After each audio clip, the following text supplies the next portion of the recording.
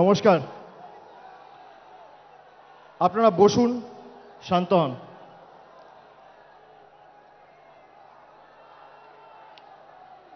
এখনো লড়াই অনেক বাকি আছে, উৎসাহ উদ্দীপনা ধরে রাখতে হবে। আমি সর্বপ্রথম আমাদের সভামঞ্চে উপস্থিত শহীদ পরিবারের সকল সদস্য সহ যার ডাকে 1993 সালের 21শে জুলাই সারা ভারতবর্ষের মানুষ গণতন্ত্র ফিরে পেয়েছিলেন, সচিত্র পরিচয়পত্রের দাবিতে যে 21শে জুলাই হয়েছিল, আমাদের দলনেত্রী মমতা বন্দ্যোপাধ্যায়কে আমার কৃতজ্ঞতা শ্রদ্ধা জানাচ্ছি। সভামঞ্চে উপবিষ্ট লোকসভা রাজ্যসভার সাংসদ সহ মন্ত্রিসভার প্রত্যেক সদস্যা, তৃণমূল কংগ্রেসের সর্বস্তরের দলীয় পদাধিকারী,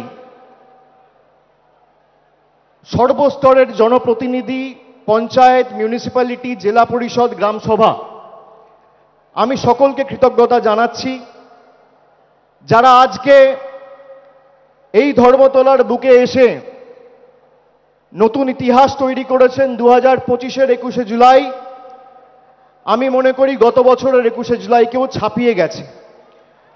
আমি প্রত্যেককে ধন্যবাদ জানাচ্ছি, কৃতজ্ঞতা জানাচ্ছি, এবং এটাই 21শে জুলাইয়ের বৈশিষ্ট্য যে প্রতি বছরের 21শে জুলাই আগের বছরের 21শে জুলাইকে ছাপিয়ে যায়।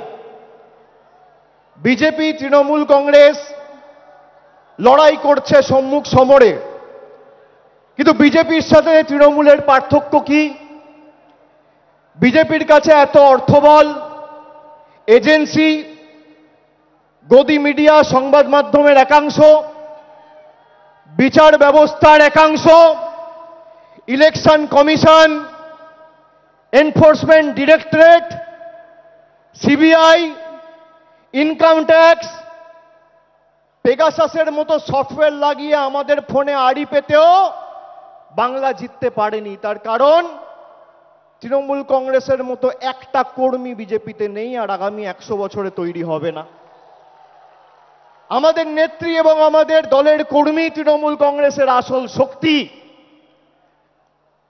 আমি নত মস্তকে প্রত্যেকটা কর্মীর পায়ে, যারা সকাল 6টা থেকে ভিড় করে এই 21শে জুলাই আমাদের নেতৃত্ব থেকে দিক নির্দেশ নেবেন, তার বক্তব্য শুনবেন, মননে গ্রহণ করবেন, বাস্তবে রূপায়ণ করবেন বলে এই ধর্মতলার বুকে এসে পৌঁছেছেন। আমি সকলকে নতমস্তকে কুর্নিশ জানাচ্ছি, সেলুট জানাচ্ছি, সালাম জানাচ্ছি।